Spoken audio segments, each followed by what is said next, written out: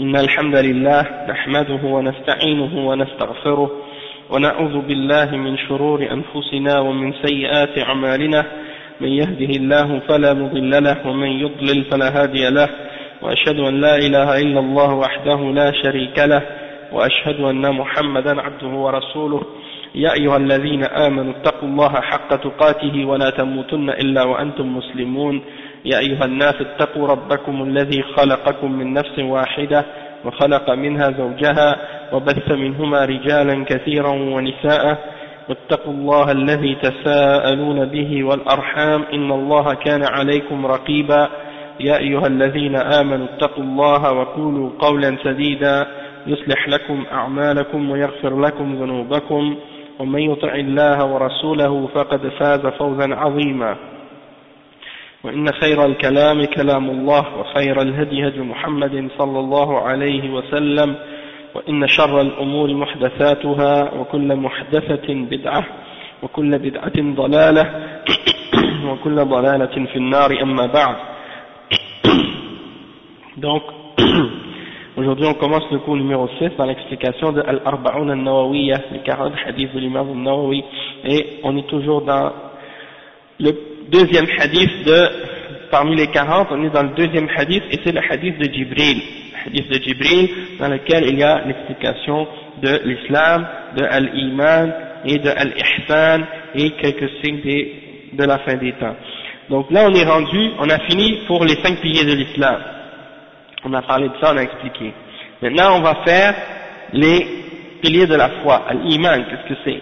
Donc le cheikh il dit ثم سأله عن الإيمان فقال أخبرني عن الإيمان فقال صلى الله عليه وسلم أن تؤمن بالله وملائكته وكتبه ورسله واليوم الآخر وتؤمن بالقدر خيره وشره فالإيمان هو هذه الأركان الباطنة. Le cheikh il dit que après l'imam, après Jibril, il a posé la question au sujet de l'Iman et il a demandé au messager d'Allah sallallahu alayhi wa sallam, informe-moi au sujet de l'Iman.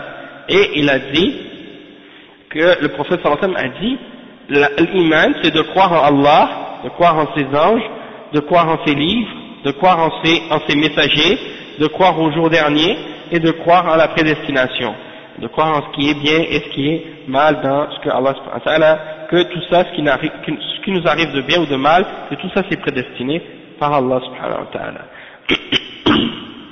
Donc, al-Iman, c'est ces 6 piliers-là, qui sont les 6 piliers des choses qu'on doit croire avec notre cœur dans ces choses-là. C'est les 6 piliers de la foi. C'est des choses qui sont à l'intérieur.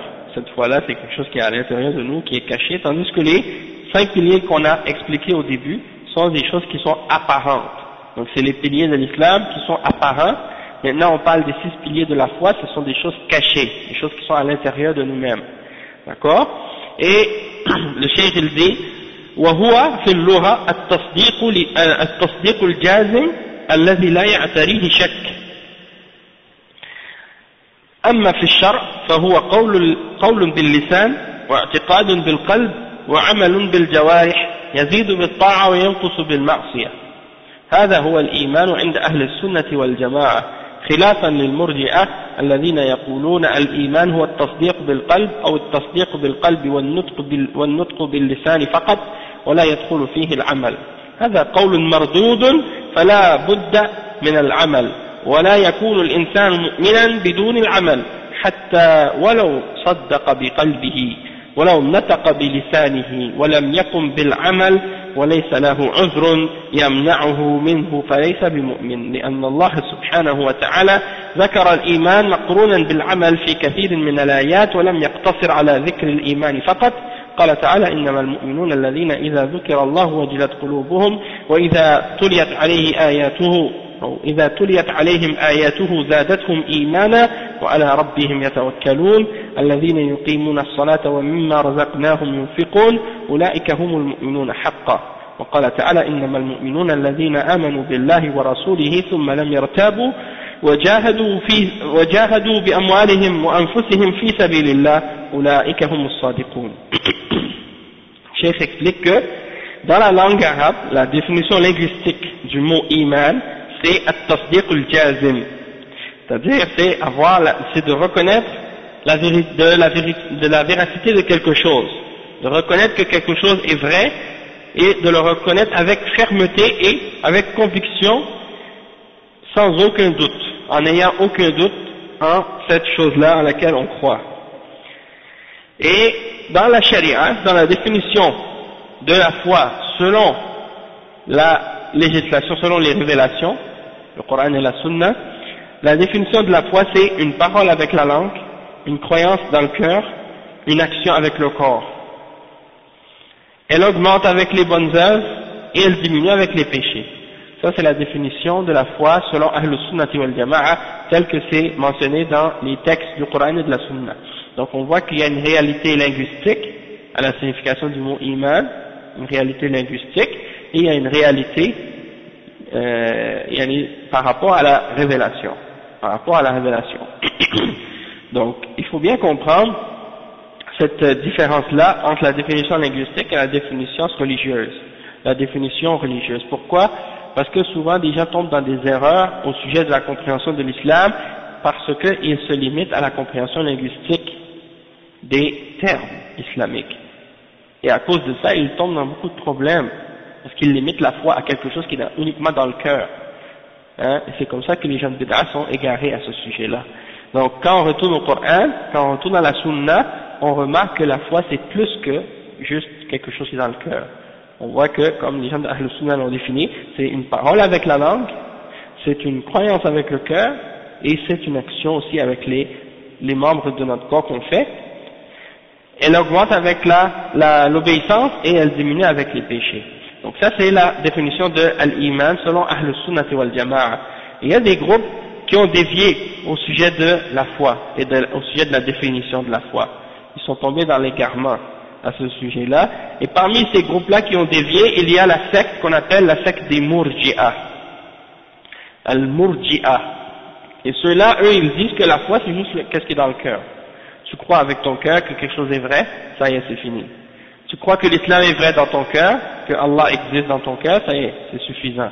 Même si tu dis rien avec la langue, même si tu fais aucune action parmi les actions de la foi, ça c'est pas grave.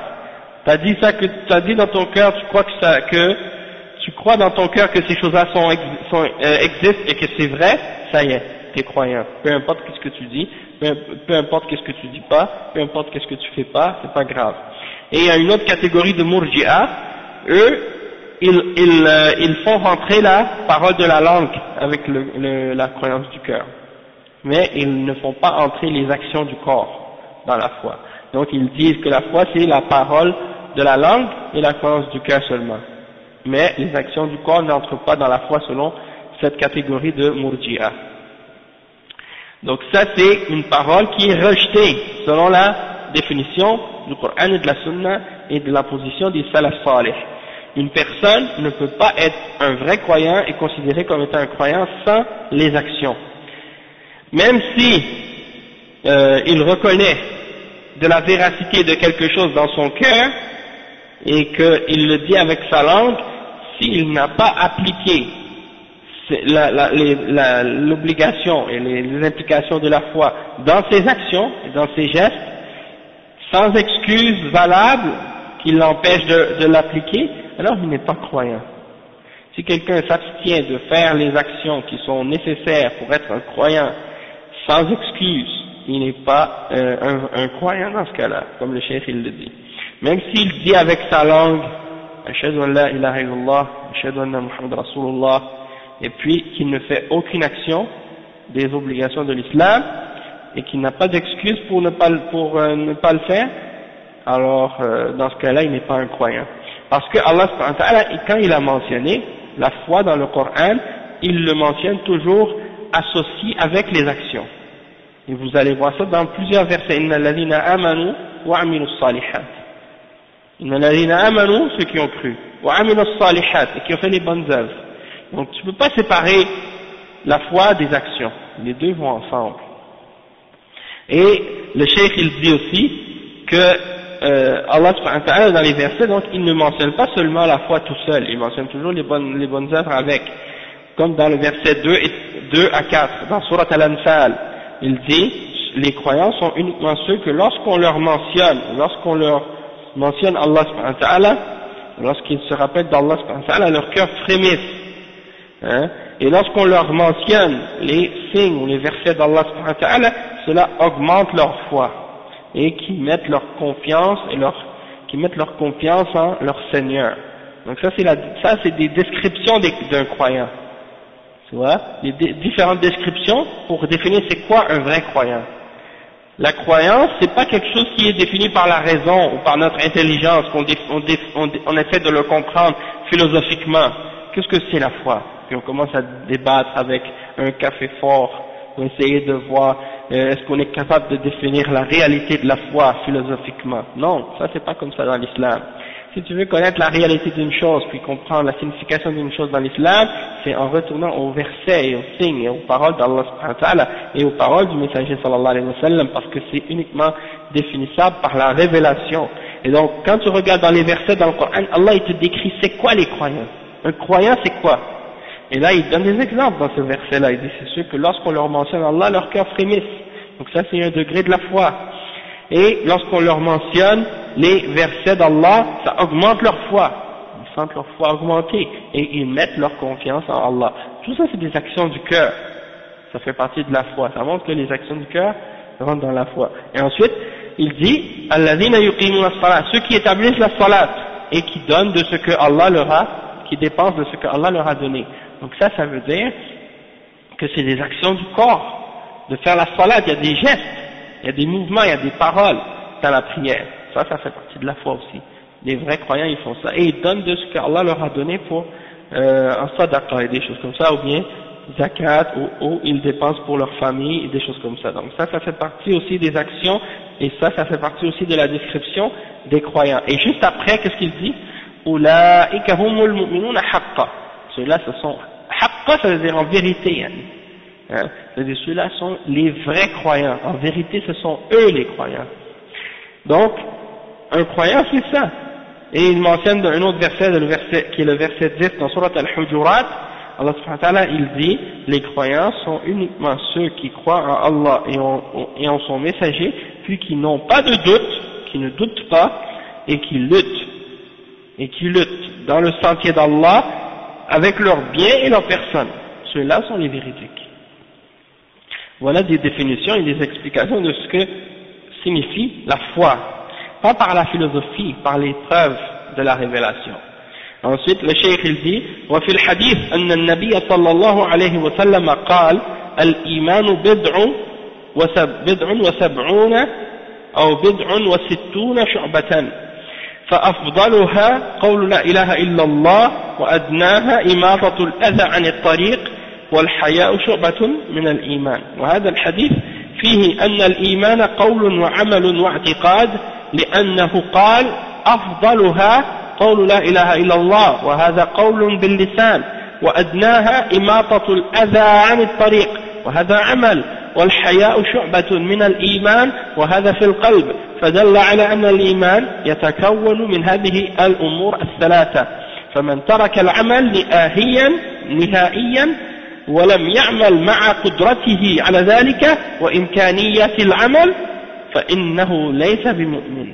أما من ترك بعض العمل فهذا قد يكون كافرا وقد يكون ناقص الإيمان، وإذا ترك الصلاة فهو كافر كما في الأحاديث والآيات. أما إذا ترك شيئا من الأعمال غير الصلاة فإنه يكون مؤمنا ناقص الإيمان كأصحاب الكبائر التي دون الشرك. Le cheikh il dit, il y a également un hadith du prophète sallallahu alayhi wa sallam dans lequel il dit que la foi c'est 70 et quelques ou 60 et quelques branches. La meilleure d'entre ces branches c'est de la parole de la ilaha illallah. Ça c'est la plus haute. Et la plus basse des branches de la foi, c'est d'enlever quelque chose du chemin qui peut être une cause de nuisance ou qui peut faire du tort aux gens sur le chemin. Donc ça c'est une branche de la foi aussi, d'enlever quelque chose dans le chemin qui nuit aux gens, et donc ça c'est une action, et ça prouve que les actions font partie de la foi. Et après il dit wal haya'u shu'batun minal iman, et la pudeur, la timidité, ça fait partie de la foi aussi. Donc le cheikh il dit, dans ce hadith il y a la preuve que la foi consiste ou comprend les paroles et les actions et la croyance. Les trois sont réunis dans la définition de la foi. Le cheikh il dit la meilleure partie de la foi c'est de dire la ilaha illallah, et ça c'est une parole avec la langue. Adnaha imatatul adha an at-tariq. La plus basse des branches de la foi, c'est d'enlever quelque chose qui est dans le chemin, qui bloque le chemin. Ça c'est une action avec le corps. Et al-haya, c'est-à-dire la pudeur, la timidité, ça fait partie de la foi. Et ça c'est une action qui est dans le cœur. La timidité, la pudeur, c'est quelque chose dans le cœur. Et donc ça prouve que la foi, elle comprend ces trois aspects-là. La parole, la langue, hein, le cœur, la croyance dans le cœur, et les actions avec le corps. Ça c'est la foi en entier. فَمَنْ تَرَكَ, donc celui qui abandonne complètement les actions, hein, et qui ne fait rien alors qu'il a la capacité, et qu'il a la possibilité d'agir, de faire les actions de la foi, alors il n'est pas un croyant. Il dit, mais ceux qui abandonnent quelques actions, ou certaines actions, alors, c'est-à-dire ils n'abandonnent pas complètement toutes les œuvres et les actions de la foi, juste certaines, alors celui-là, il peut être kafir, ou bien il peut être faible dans sa foi, selon ce qu'il abandonne. Et le cheikh, il donne un exemple, il dit, s'il abandonne la salat, alors dans ce cas-là, il est kafir, à cause des hadiths et des versets à ce sujet-là. Mais si il abandonne une autre parmi les actions autres que la salat, alors dans ce cas-là, il peut être croyant, mais avec une foi qui est faible, comme les gens qui ont des grands péchés, qui sont moins graves que le shirk. Donc, ça c'est l'explication du cheikh, d'accord? Et on sait que, par rapport à Tariq al-Salah, on a expliqué qu'il y a divergence entre les salafs au sujet de la position, est-ce qu'il est kafir ou non, d'accord? Mais le cheikh, sa position, c'est qu'il est kafir, c'est ça sa position. Et c'est pas un sujet qu'on peut, comme j'ai mentionné hier, c'est pas un sujet qu'on peut utiliser comme argument pour débattre ou pour essayer de critiquer certains, les accuser d'être des murji'a ou accuser certains d'être des khawarij. Parce qu'il y a des gens de bid'a, ils utilisent ça pour essayer de jouer avec ça, et ça c'est une erreur.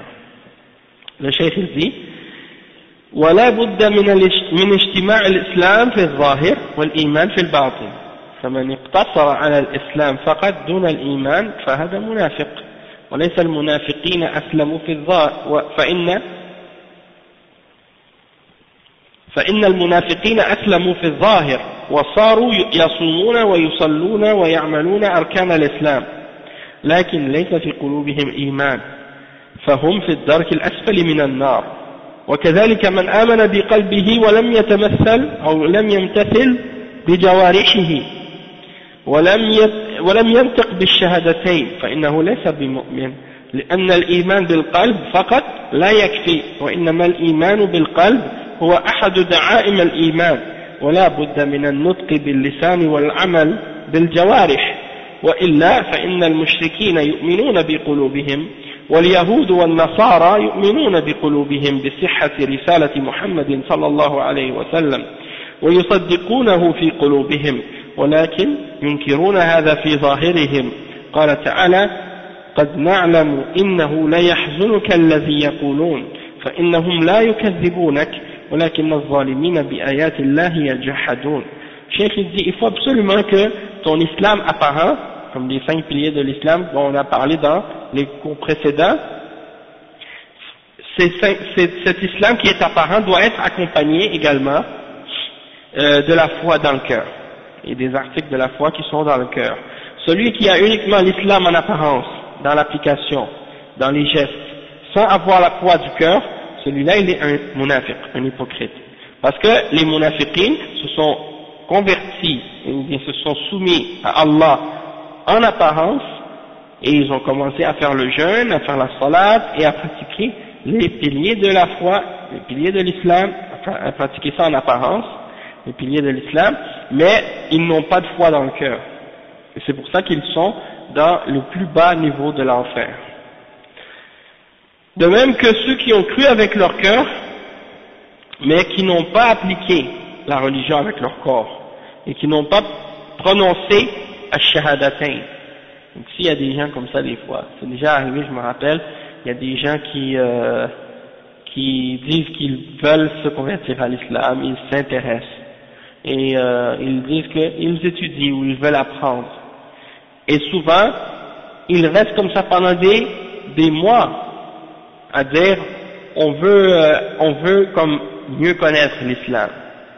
Et puis ils viennent à la mosquée, ils prient avec les musulmans, ils font même parfois le jeûne et des choses comme ça, et puis ils disent pas encore le shahada. On dit pas encore le shahada. Ben c'est comme ça, il y a des gens comme ça, il y a des gens qui les laissent faire comme ça. Hein? Non. Ils font pas le tashahhud, ils font juste les mouvements de la prière. Ils savent pas comment quoi dire dans la prière. Donc, les frères, ils les laissent faire, alors qu'en principe, non. Si quelqu'un, il n'est pas musulman, on doit pas lui demander de faire la prière jusqu'à ce qu'il ait dit shahadatain. Après ça, il peut faire la salat, prier avec les musulmans, faire le jeûne et tout. Mais, c'est pour dire que celui qui dit pas le shahada, il n'est pas musulman. Et celui qui fait pas les actions avec son corps, il n'est pas musulman non plus. Le cheikh, il dit, لأنه ليس بمؤمن لأن الإيمان بالقلب فقط لا يكفي. C'est pas suffisant d'avoir juste la foi avec le cœur. Il faut avec la foi du cœur qu'il y ait également les actions. إنما الإيمان بالقلب هو أحد دعائم الإيمان. D'avoir la foi dans le cœur, c'est juste une des aspects de la foi. La foi dans le cœur, c'est une des 3 aspects de la foi. Mais il faut qu'il y ait aussi les actions du corps et la parole également, le shahadatain. Le cheikh, il dit, donc, les mouchriquines, sinon les mouchriquines seraient des croyants eux aussi. Parce que les juifs et les chrétiens, ils croyaient au fond de leur cœur que le message du messager Mohammed sallallahu alayhi wa sallam est vrai. Et ils croyaient ça dans leur cœur, ils acceptaient ça dans leur cœur, sauf que, en apparence, ils le niaient, ils le rejetaient. Ils ne voulaient pas l'accepter ou le dire ouvertement.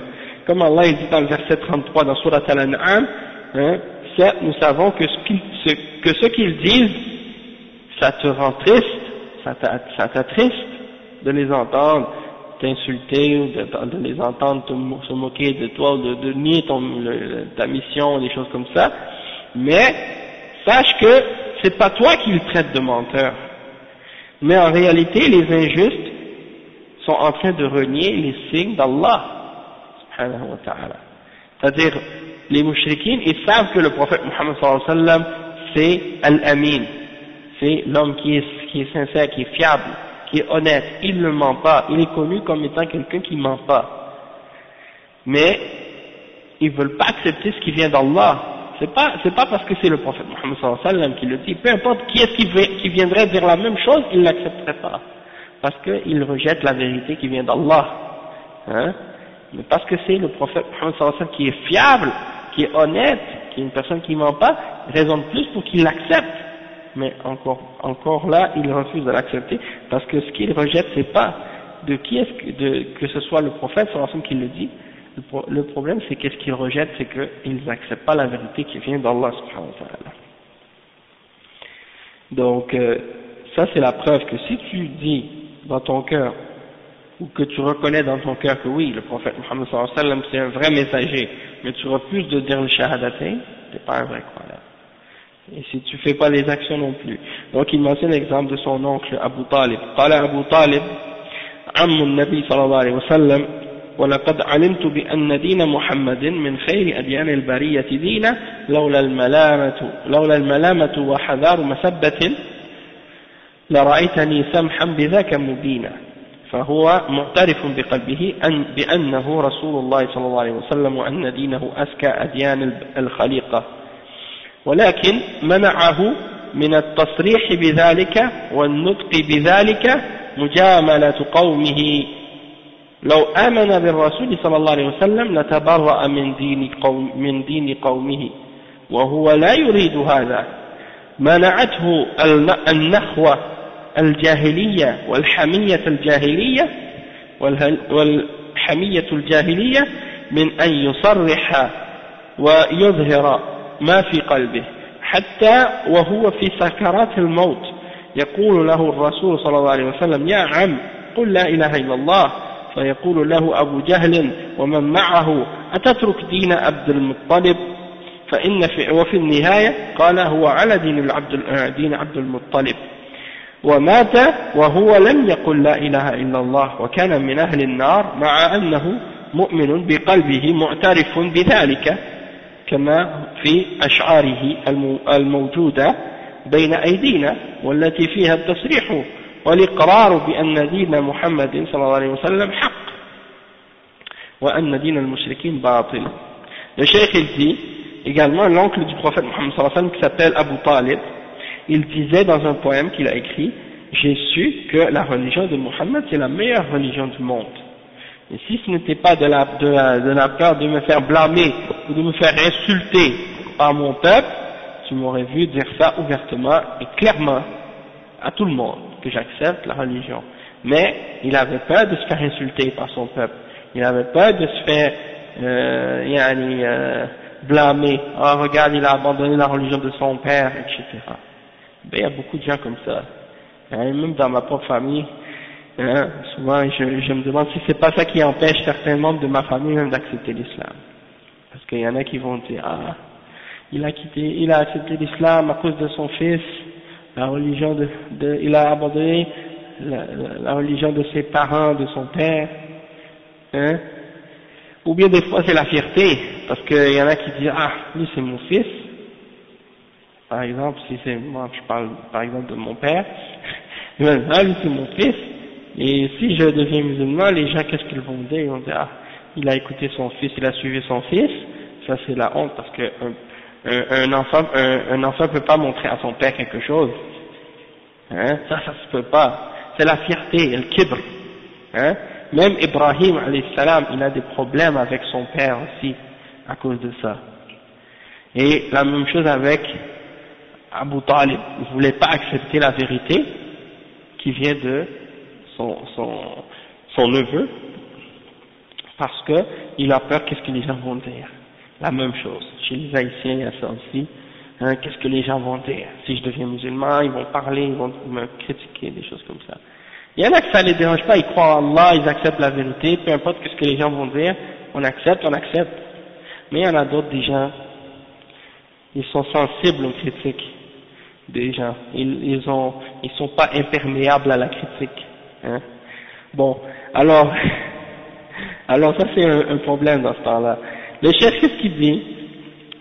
Donc il dit, il a reconnu dans son cœur, Abdul Muttalib, que son neveu était un messager d'Allah, et que sa religion était une religion qui est la meilleure religion au monde.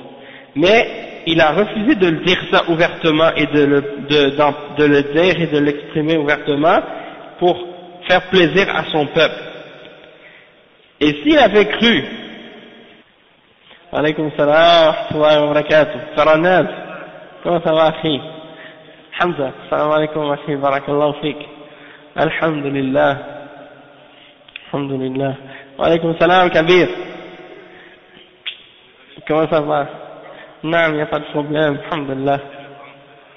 Khair, Inch'Allah, ma fiche mushkila. Wa fika baraka fi. وفيك بارك إن شاء الله. Et donc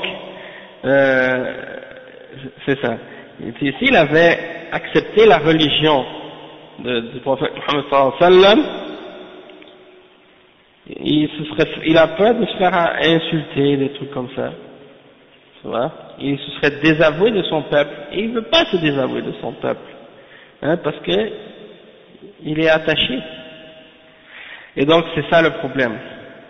Donc il veut pas ça, et puis l'attachement à son peuple et à sa tribu et la fierté, tout ça, la jahiliya, il peut pas s'en débarrasser.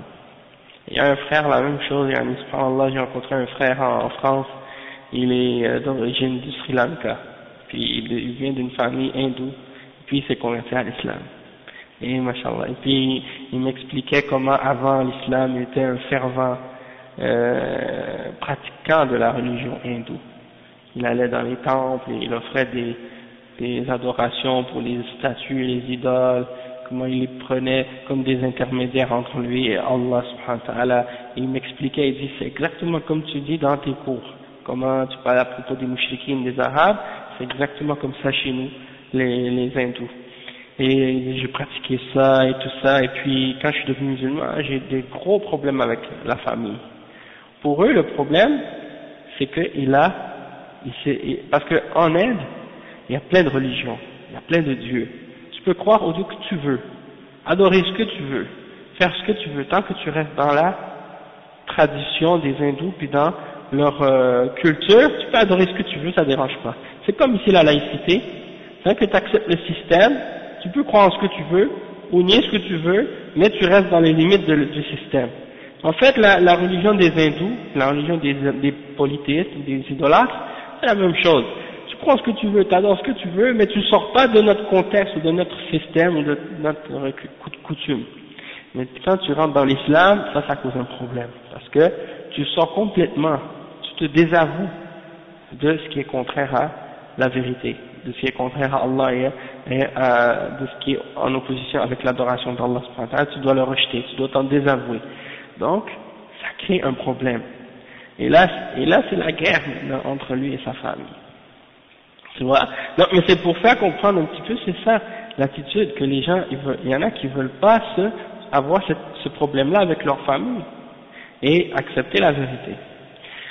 Donc, le fait de reconnaître que l'islam est vrai dans son cœur, mais sans le dire ouvertement, puis sans se mettre, disons, ouvertement en opposition avec ce qui est contraire à l'islam, c'est pas suffisant pour être un musulman.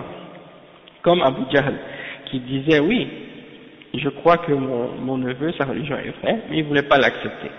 Et même le prophète Muhammad sallallahu alayhi wa sallam, alors que son oncle était dans l'agonie, il était en train de mourir, et le prophète sallallahu alayhi wa sallam était en train de lui dire, accepte l'islam, dis la ilaha illallah, dis la ilaha illallah. Et les autres oncles du prophète sallallahu alayhi wa sallam et des mouchriquines, ils étaient là avec lui, ils disaient, Abu Jahl et d'autres disaient, est-ce que tu vas abandonner la religion d'Abdul Muttalib? Est-ce que tu vas abandonner la religion de ton père et de ton grand-père et de tes ancêtres?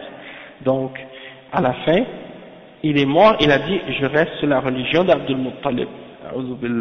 Donc, il est mort sans dire la ilaha illallah. Et à cause de ça, il est parmi les gens du feu, parmi les gens de l'enfer. Donc, même si dans son cœur, il avait reconnu que le message de son neveu était vrai et qu'il était un messager d'Allah, ça ne peut pas le sauver. Comme on l'a vu dans le poème qu'on a lu tout à l'heure, on a vu qu'il reconnaissait ça. On a encore ce poème-là, qui est le poème de Abdul Muttalib, le poème de Abu Talib, qui mentionne justement qu'il reconnaissait la religion, que c'était la meilleure religion au monde, et que c'était un vrai messager du prophète Muhammad sallallahu alayhi wa sallam. Malgré tout, il est resté sur la fausse religion des mouchriquins et il a refusé de dire la ilaha illallah Muhammad Rasulullah. Oui, dans la tombe, il y a une fenêtre qui est ouverte vers le paradis ou bien vers l'enfer, selon les actions de la personne. Non. Il y a les martyrs qui vont être dans le paradis. Les martyrs, ils sont dans le paradis dans des oiseaux verts. Oui, maintenant. Ils sont dans des corps de petits oiseaux verts qui volent dans le paradis et ils vont se poser sur des lanternes qui sont en dessous du trône d'Allah subhanahu wa ta'ala. Et ils demandent à Allah subhanahu wa ta'ala de les faire revenir dans ce monde. Parce qu'Allah leur demande, est-ce que vous voulez quelque chose d'autre que ça? Ils disent, non, oh Allah, qu'est-ce qu'on pourrait vouloir de plus alors qu'on est dans ton paradis, puis on peut aller où on veut dedans? Et il insiste, Allah subhanahu wa ta'ala insiste pour leur demander, est-ce que vous voulez quelque chose? Et il dit, oh Allah, fais-nous retourner sur la terre pour qu'on puisse encore une fois mourir dans ta cause et dans ton chemin pour être martyr encore une fois. Donc ça prouve que les martyrs, eux, sont dans le paradis, maintenant dans des corps d'oiseaux, jusqu'au jour de la résurrection. D'accord? Mais sinon ça c'est à propos de ça. طيب. Donc, il y a un point que je voulais mentionner justement à ce sujet-là, c'est qu'il y a des soufiyas, des gens de soufiyas, qui n'acceptent pas ça, qui n'acceptent pas que l'oncle du prophète sallallahu alayhi wa sallam est mort mushrik. Et il y en a aussi même parmi eux qui nient même que le père d'Ibrahim est mort mushrik aussi. Ils n'acceptent pas ça. Et je me souviens même une fois j'étais allé dans une mosquée pour faire le Jumu'ah, puis l'imam c'était un Pakistanais, et puis ou un Bangladesh, en tout cas un des deux, et puis il mentionnait que c'était pas le père de Ibrahim alayhi salam qui était un mushrik. Il disait que c'était son oncle et qu'on l'appelle père par respect, donc c'est pas son vrai père. Et ça, bien entendu, c'est clair que c'est faux parce que c'est clair que c'était réellement son vrai père. Et eux, ils disent ça pour éviter de mentionner que il était parmi les mushrikines. La même chose pour Abu Talib et la même chose pour le père du prophète sallallahu alayhi wa sallam, parce qu'il a dit qu'il était en enfer. Eux, les soufis, ils refusent d'accepter ça parce que déjà ils sont en train d'appeler les gens à demander l'intercession du prophète Muhammad sallallahu alayhi wa sallam après sa mort, et ils croient que le prophète sallallahu alayhi wa sallam peut donner l'intercession et peut sauver des gens de l'enfer. Donc ils leur demandent de sauver. Donc si tu dis que ses propres parents ne sont pas sauvés, donc ça fait, pour eux c'est une contradiction. Comment ils ne sont pas ses parents puis il va nous sauver nous ou d'autres personnes? Donc ils essaient de nier ces hadiths là qui sont mentionnés à ce sujet. Ouais, c'est une façon dont les Arabes s'expriment, dans le sens qu'il est dans l'enfer, c'est-à-dire il va être dans l'enfer. Wallahu a'lam. نعم ولكنه لم يشهد أن لا إله إلا الله وأن محمد رسول الله وأبى أن يقول لا إله إلا الله لأن معنى ذلك خلع عبادة الأصنام التي هي دين قومه فهذا فيه أن الجاهلية قد تحمل الإنسان على الكفر والعياذ بالله قال تعالى إذ جعل الذين كفروا في قلوبهم حمية الجاهلية فالإنسان لا يؤثر على الدين الحق شيئا فالإنسان لا يؤثر على الدين الحق شيئا مهما كلفه ذلك ولا يخشى في الله لومة لائم وهذا هو الواجب الحاصل أنه لا بد من اجتماع الإسلام في الظاهر والإيمان في القلب فإن انفرد أحدهما لم يكن الإنسان مسلما مؤمنا ولم يكن من أهل الجنة. Le cheikh il explique que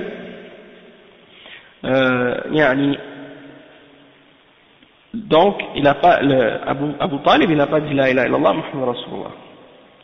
Il refuse de dire la ilaha illallah parce que s'il dit la ilaha illallah, ça implique qu'il doit abandonner l'adoration des idoles, qui est la religion de son peuple.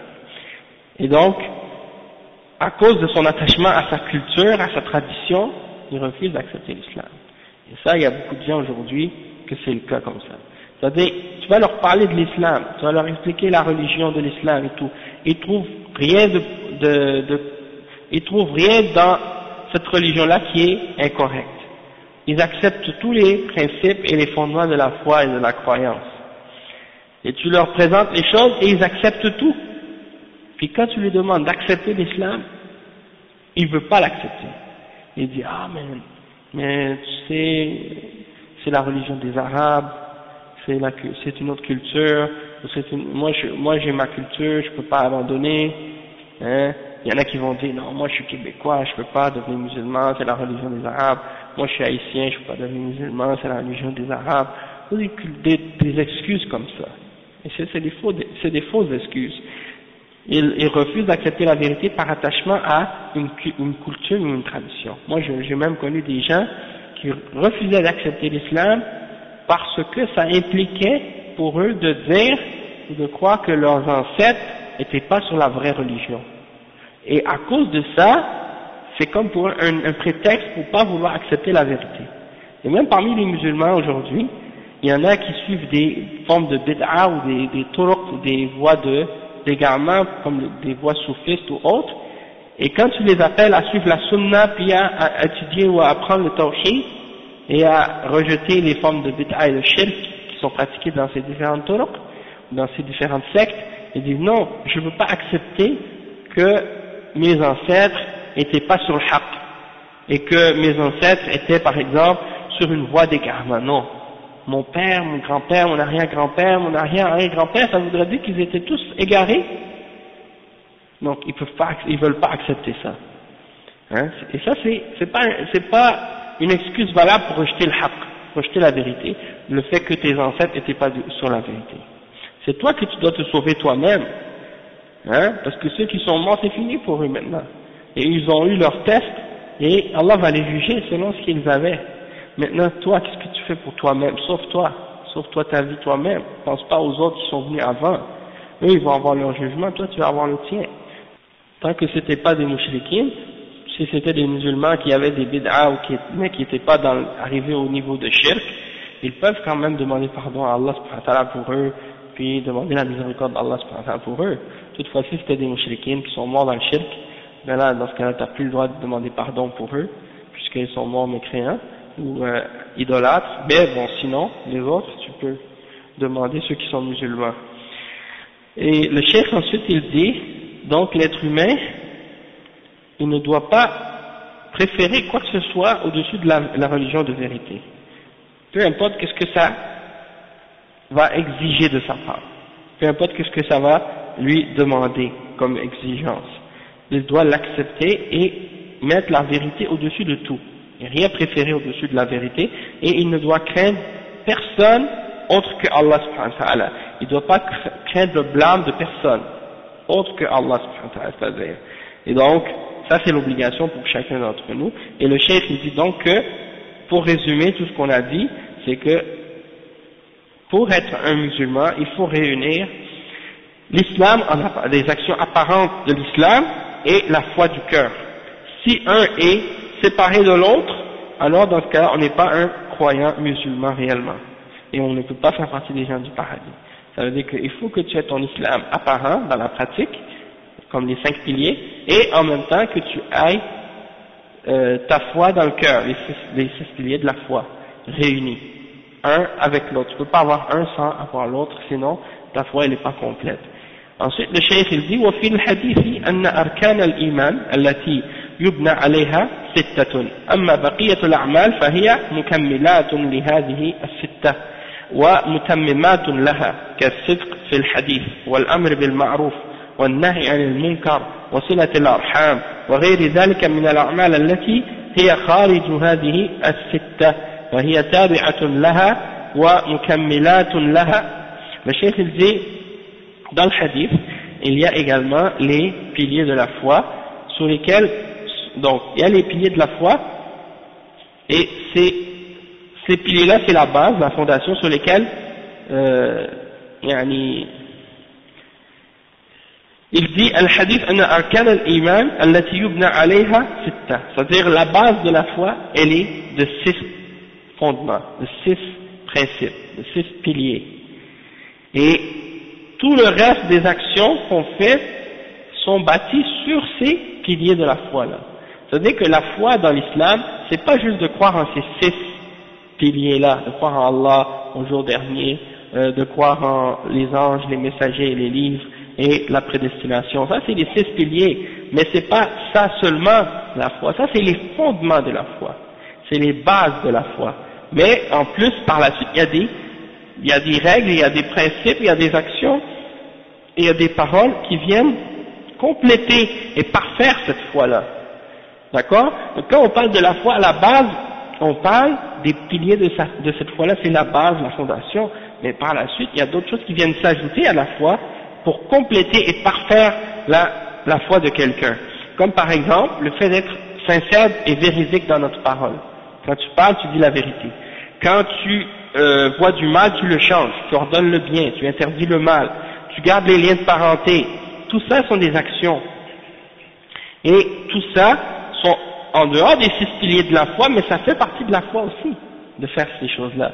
quand la femme, par exemple, elle porte son hijab, quand un homme il laisse pousser sa barbe, tout ça, ça fait partie de la foi aussi. C'est pas les 6 piliers de la foi, mais c'est des choses qui font partie de la foi et c'est, disons, qui vient compléter et parfaire la foi d'une personne. Donc il ne faut pas se dire, moi je crois en les 6 piliers, donc ça y est, ça suffit. Non, ça c'est la base, mais après tu dois augmenter, compléter ta foi par les actions et par les paroles. D'accord? Et le cheikh il dit ensuite, également toutes les autres œuvres et toutes les autres actions qui sont ordonnées par Allah et par son messager, donc toutes ces autres actions-là, elles viennent compléter et parfaire la foi. Après le cheikh il dit, الركن الأول هو الإيمان بالله.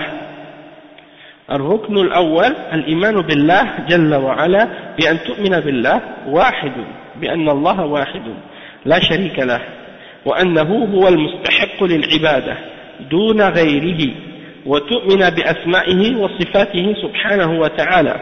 فالإيمان بالله يشمل أنواع التوحيد الثلاثة: توحيد الربوبية، توحيد الألوهية، توحيد الأسماء والصفات. Le cheikh dit le premier pilier de la foi c'est de croire en Allah. C'est-à-dire que tu crois que Allah subhanahu wa ta'ala il est unique, qu'il n'a pas de partenaire, et que c'est lui qui mérite l'adoration en dehors de toute autre chose qui est adorée par les êtres humains. C'est lui seul qui mérite d'être adoré. Et que tu crois que Allah subhanahu wa ta'ala est unique et qu'il n'a pas de partenaire et d'associé dans l'adoration, hein, ou dans son royaume ou dans quoi que ce soit. Il est unique et il ne partage pas son royaume avec personne, c'est-à-dire tout lui appartient à lui seul, et en même temps il est seul dans l'adoration à avoir le droit à être adoré, et également il est le seul à posséder les plus beaux noms et des attributs de perfection. Donc ça c'est les aspects de la foi en Allah subhanahu wa ta'ala. Donc quand tu dis que tu crois en Allah dans l'islam, ça comprend ces 3 choses-là, hein, ces 3 aspects-là. Et si tu n'as pas les 3 ensemble, ça veut dire que tu n'as pas cru en Allah subhanahu wa ta'ala. Tu n'es pas un vrai croyant. Tant que tu n'as pas reconnu et accepté ces 3 choses-là. Tawhid al-Rububiyyah, et al-Rububiyyah ça vient du mot Rabb. Et Rabb, c'est-à-dire le Seigneur, le Maître, le Tout-Puissant, le Créateur, le Pourvoyeur, celui qui fait vivre et qui fait mourir et qui contrôle tout dans l'univers. Et il n'y a personne qui contrôle rien avec lui. C'est lui seul qui contrôle tout. Donc ça c'est al-Rububiyyah, ça vient de Rabb. Hein, c'est une catégorie de tawhid que tu dois affirmer et à laquelle tu dois croire. La deuxième catégorie, ou le deuxième aspect de la foi en Allah, c'est tawhid al-uluhiyya. Et uluhiyya, ça vient du mot ilah. Le mot ilah, c'est-à-dire al-ma'boud. Ilah, c'est-à-dire al-ma'boud, c'est-à-dire celui qui est adoré par les hommes. Hein? Et ilah, en principe, ça peut être n'importe quoi.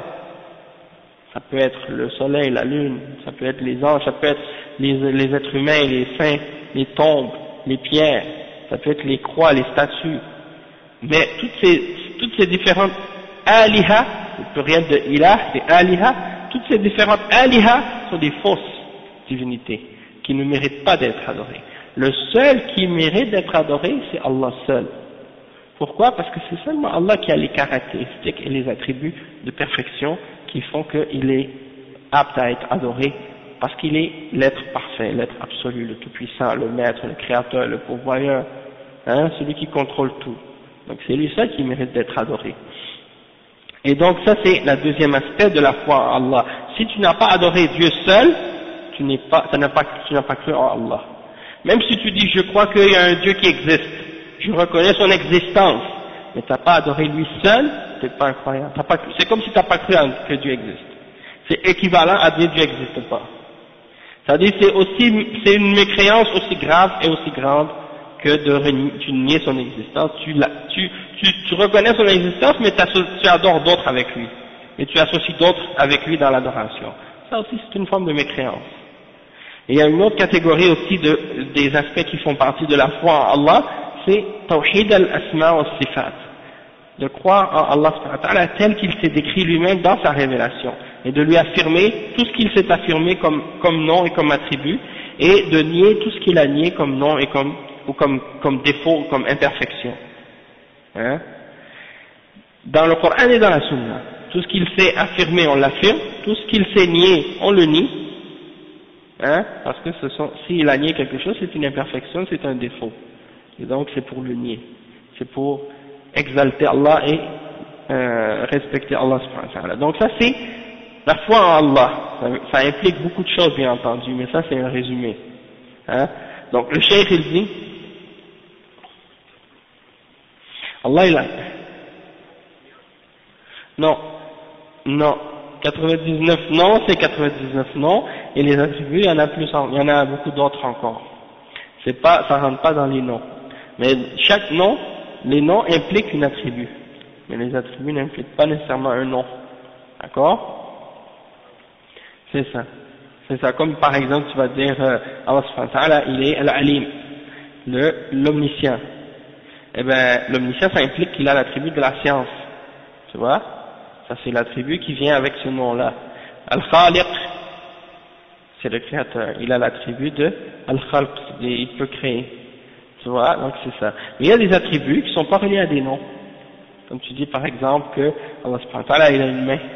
Un attribut d'Allah. Tu vois, mais ça, c'est pas un nom. Ou bien qu'il est, par exemple, supposons qu'il est, ouais, c'est ça. Comme quand il est en colère contre certaines de ses créatures, comme quand il dit qu'il est en colère contre les juifs ou contre les mécréants, eh ben on va pas l'appeler celui qui est en colère, par exemple. C'est pas, ça fait pas partie de ses noms. Ou bien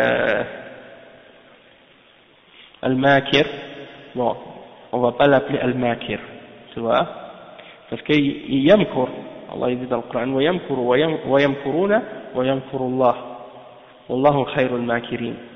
Donc, on va pas, bon, il est khayrul makirin, mais on va pas utiliser ça de cette manière-là. Pourquoi? Parce que si tu le dis de cette manière-là, ça fait pas nécessairement une glorification. Comme les ulama ont expliqué que ces attributs-là sont utilisés toujours par rapport à la rétribution qu'Allah donne à ceux qui méritent ces punitions-là ou cette rétribution-là par rapport à une mauvaise action qu'ils ont fait. Comme par exemple celui qui ruse, Allah ruse contre eux. Exactement. Donc, ça c'est par rapport aux noms et aux attributs d'Allah. Bon, ensuite le cheikh il dit donc فلا يكون الإنسان مؤمنا إلا بتحقيق هذه الثلاثة وليس الإيمان بالله كما يقول بعضهم أو كثير من لا علم عنده الإيمان بالله هو الإيمان بوجود الله فإن هذا ليس هو الإيمان بالله فلا يكفي الإيمان بوجود الله عز وجل وإنما الإيمان بالله يشمل الإيمان بربوبيته والإيمان بألوهيته والإيمان بأسمائه وصفاته وإن نقص شيء مما لم يكن مؤمنا وإن نقص شيء منها لم يكن مؤمنا بالله. Le cheikh il dit donc que pour que quelqu'un soit réellement croyant, il faut qu'il ait réalisé et compris comme il faut la réalité de ces trois aspects du tawhid. Si quelqu'un n'a pas réalisé les trois aspects de ce tawhid-là, il n'est pas croyant. Et la foi en Allah, c'est pas comme certains le prétendent parmi ceux qui n'ont pas de science, qui disent la foi en Allah, c'est de reconnaître ou de croire que Dieu existe. C'est pas ça la foi en Allah. C'est pour ça que vous allez voir des gens qui vont débattre avec des athées ou débattre avec des scientifiques pour essayer de leur dire Dieu existe, et les preuves de la logique pour montrer qu'il y a un être suprême qui existe, qui a créé le monde et qu'il y a un créateur. C'est pas ça, c'est pas suffisant ça, de reconnaître ça pour être un croyant et pour avoir la foi en Allah, comme on l'a expliqué. Parce que même s'il reconnaît l'existence d'Allah et puis que par la suite il associe d'autres avec Allah dans son adoration, il est un mushrik. Ou s'il n'adore pas du tout Allah, il dit je reconnais qu'il y a un Dieu qui existe, mais je l'adore pas. Et j'adore pas non plus les idoles, j'adore pas non plus les images, j'adore rien du tout. Ni Allah, ni autre qu'Allah. Aussi c'est un mushrik, c'est un kafir aussi. Parce que même s'il n'adore pas les idoles, il n'adore pas des images, il n'adore rien, mais il n'adore pas Allah. Hein? Donc ça aussi c'est une forme de mécréance. Et il ne croit pas non plus en les attributs d'Allah. Hein? Il y en a qui reconnaissent l'existence d'un créateur, Mais ils disent, il a seulement la création. Il a créé tout, puis après il ne fait plus rien. C'est juste, disons, la première source de la création. C'est lui qui a créé tout. Puis après ça, le monde se organise tout seul. Parmi les déistes, il y en a des gens qui disent qu'ils croient en Dieu. On les appelle les déistes. C'est les philosophes des Lumières. Eux, ils reconnaissent l'existence d'un être suprême. Mais ce Dieu-là, pour eux, n'a aucun attribut. Comme les Mu'tazila et les Jahmiya. C'est un Dieu abstrait qui ne fait que créer seulement. Mais il n'a pas de volonté, il n'a pas d'amour, il ne déteste pas ceux qui désobéissent à ses ordres, il n'a pas de sagesse, il n'a pas envoyé des messagers, il n'a pas envoyé des livres, des révélations, hein, il n'a pas créé le monde pour un but ou pour un objectif noble, hein, c'est juste, il fait les choses comme ça, puis c'est tout. Donc ça, c'est pas le Dieu c'est pas le Dieu tel que Allah s'est décrit. C'est pas Allah tel qu'il est lui-même, tel qu'il s'est révélé, par l'intermédiaire de ses messagers et de sa révélation. Ça, c'est un Dieu qu'ils se sont inventés eux-mêmes et qu'ils ont décrit selon leur passion et leur désir, et c'est tout. Hein? Donc c'est pas juste de dire je crois en un Dieu et l'existence d'un être suprême, non, c'est de croire en Allah et de croire en Allah tel que Allah a dit comment lui il est, pas comment toi tu veux l'imaginer. Et c'est ça le problème, comment beaucoup de gens de bid'a comme les Mu'tazila, Jahmiya, Asha'ira, Maturidiyya et les gens de Kalam, ils affirment l'existence en Allah, mais un Dieu tel qu'ils se l'imaginent eux, et selon leur logique et leur raison à eux, et ils veulent définir et limiter Allah selon leur intelligence et leur compréhension personnelle. Et ils établissent des règles logiques qu'ils prétendent être logiques ou philosophiques, et ils veulent dire Dieu il est comme ça. Et tout ce qui est en dehors de nos règles, qu'on retrouve dans la révélation, on l'affirme pas ou on le déforme dans sa signification et dans son sens.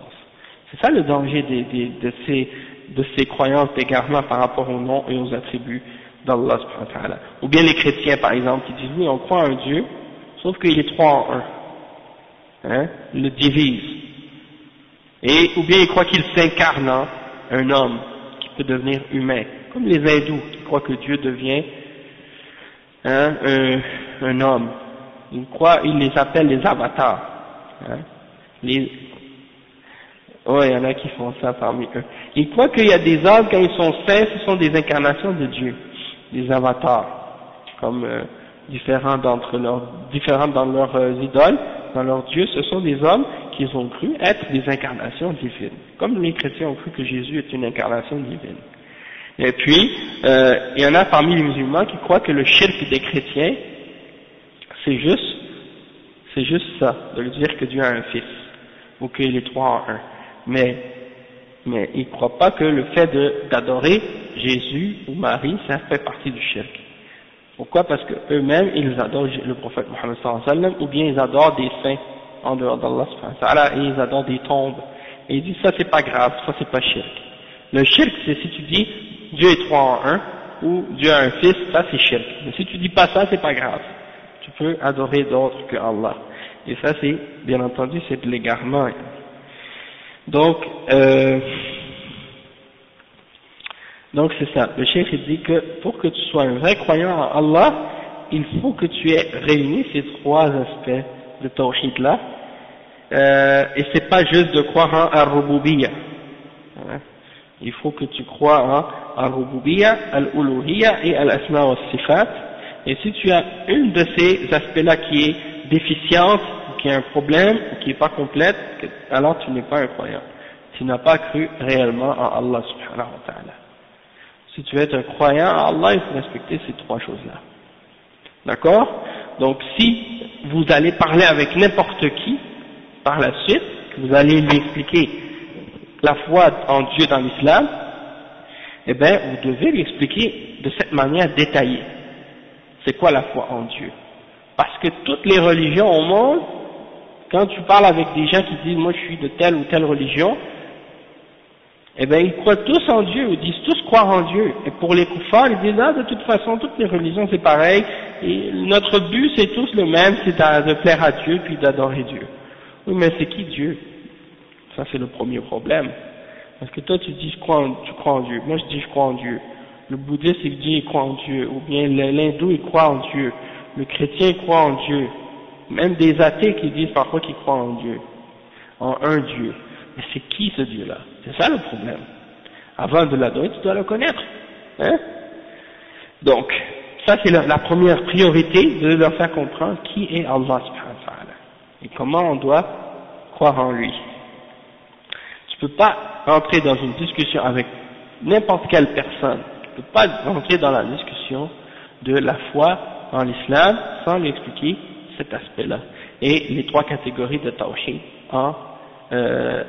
qui composent la foi en Allah subhanahu wa ta'ala. C'est impossible que tu fasses da'wa à quiconque parmi les non-musulmans, même à certains musulmans, sans que tu leur expliques comme il faut ces trois aspects de tawhid. Hein? Puis c'est pas obligé que tu leur mentionnes tawhid al-rububiyya wal-uluhiyya wal-asma wal-sifat et que tu leur expliques de cette manière, mais tu peux leur expliquer en résumé les trois aspects de tawhid sans les mentionner. Hein? Comme tu peux leur dire par exemple, il faut croire que par exemple, Allah c'est le créateur, le pourvoyeur, le seul maître de l'univers. Et que si tu as accepté ça, donc que tu l'adores lui seul, C'est comme l'autre jour, on est allé manger dans un restaurant, moi et le frère. Et la femme qui est venue nous servir la nourriture, elle a mis un pot de piment sur la table. Quand elle est venue pour chercher le piment, j'ai pris le pot pour lui tendre le pot pour qu'elle le prenne. Elle a dit non, mets-le sur la table. J'ai dit pourquoi? Elle dit non, mets-le sur la table. Je l'ai mis sur la table. Elle a dit parce que si je le prends dans tes mains, c'est pas bon. J'ai dit comment ça? Est-ce que tu peux expliquer pourquoi? Elle a dit après je vais t'expliquer. Elle ne pouvait pas l'expliquer parce qu'il y avait d'autres clients, elle était occupée. Elle est partie, quand elle est revenue, elle a dit je ne peux pas te prendre le pot dans ta main, parce que si je prends le pot dans ta main directement, ça va faire des problèmes entre nous. Parce que, alors quand elle a dit ça, j'ai dit, oui c'est des superstitions. Alors, non c'est pas pour la main, c'est une femme musulmane, d'accord, mais elle connaît pas vraiment bien sa religion. Donc nous on sait que Allah subhanahu wa ta'ala c'est le maître de l'univers, qu'il a le contrôle sur toute chose, d'accord, et que ce pot de piment là, il n'a aucun pouvoir, il peut pas te nuire, il peut pas te profiter. C'est de la matière, c'est du verre, c'est des piments qu'il y a dedans, c'est composé de molécules, d'atomes, hein, c'est de la matière. Et la matière elle-même, elle n'a pas de pouvoir de contrôler quoi que ce soit de bien ou de mal. Alors comment ce pot-là peut te faire du tort ou du mal? Si je le donne dans la main de la personne, quel mal qui peut me venir à moi si je crois avec fermeté et sincérité dans mon cœur que rien ne peut me nuire ou me profiter excepté le créateur de l'univers, le maître de toutes choses, que c'est lui seul qui peut me faire parvenir un bien quelconque ou éloigner un mal quelconque de moi. Si j'ai cette conviction-là en moi, et si j'ai cette foi-là en moi, comment alors je me laisse influencer ou croire que ce pot-là, qui n'a aucun pouvoir en lui-même, que si je le pousse, il va tomber, il va se casser, hein, comment lui, il peut me faire un tort ou faire du tort entre moi et la personne, alors qu'il est une matière inerte.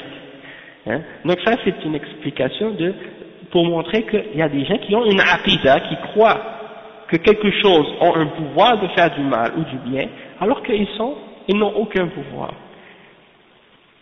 Non, mais en fait, pourquoi? C'est parce que ces gens-là, souvent ils n'ont pas étudié l'islam, ils n'ont pas étudié le tawhid ou l'aqida, donc c'est des traditions qui sont répétées. On appelle ça dans l'islam at-tatayyur, en arabe at-tatayyur, c'est-à-dire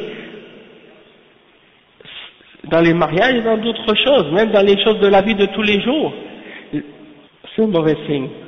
Donc ça c'est ce qu'on appelle tatayyur, et c'est du mauvais présage, hein, des mauvais présages de croire que si certaines choses se produisent dans la création d'Allah, ou si quelque chose arrive, que ça inspire le mal ou que ça va amener du mal. Et ça, c'est une forme de shirk. ça peut être une forme de shirk majeur ou mineur, ça dépend de la croyance de la personne dans son cœur. D'accord? Si elle croit que la chose en elle-même, elle a un pouvoir en dehors d'Allah subhanahu wa ta'ala, dans ce cas-là, c'est une shirk majeur qui fait sortir de l'islam. Et si elle croit qu'elle n'a pas un pouvoir par elle-même, mais que c'est une cause de malheur que Allah a créé, dans ce cas-là, ça c'est une forme de shirk mineur. Puisqu'il n'y a aucune preuve, ni dans le Coran, ni dans la Sunna, pour justifier de dire que si quelqu'un prend un pot de piment et qu'il le donne à une autre personne, que ça va causer des conflits entre les deux. Hein? Il n'y a aucune preuve de ça. Ça vient pas de la révélation. Ça vient pas de... Et il n'y a aucune preuve scientifique non plus pour montrer ça, pour démontrer cette chose-là non plus. Il n'y a pas d'expérimentation ou d'expérience qui a été faite pour approuver ou justifier de ça scientifiquement. Donc, pour dire une chose pareille, il faut avoir des preuves. Et étant donné qu'il n'y a pas de preuves, donc ça c'est une forme de shirk mineur. Non, la personne, qu'est-ce qu'elle a répondu? C'est que elle a juste monté ses épaules comme ça, hein, en voulant dire, comme si c'est comme ça, hein, comme si en voulant dire, elle comprend pas, oui, pour elle, elle comprend pas le lien entre l'aqida et les superstitions comme ça. Parce que pour elle, c'est comme pas nécessairement relié. Parce que beaucoup de musulmans, ils savent qu'ils disent, on est musulmans, on croit en l'islam, mais ils savent pas tout ce que ça implique de croire en l'islam.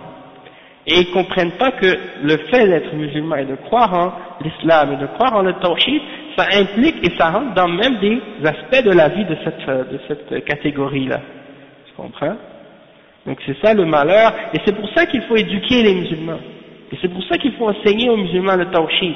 Et c'est pour ça qu'il faut prendre son temps pour faire la da'wah et vraiment bien prendre notre temps de faire comprendre à tous les musulmans la réelle signification de la ilaha illallah et de Muhammad Rasulullah et de la foi en Allah subhanahu wa ta'ala et les autres aspects de l'islam et de la aqidah. Parce qu'il y a un manque sur ce plan-là, dans ce sens-là. Donc, ça c'est des exemples.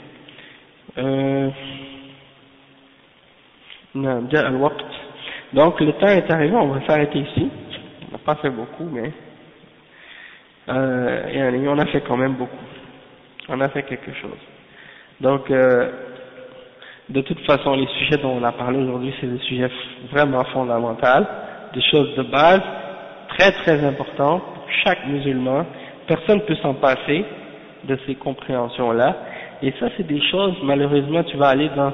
je pensais à ça justement, je me dis, comme il y a des jeunes qui organisent des cours, et puis ils parlent de l'islam, ils parlent de la religion, mais ils parlent jamais des choses de base, comme ces choses-là, par exemple, gardent les jeunes dans l'ignorance au sujet de ces choses-là.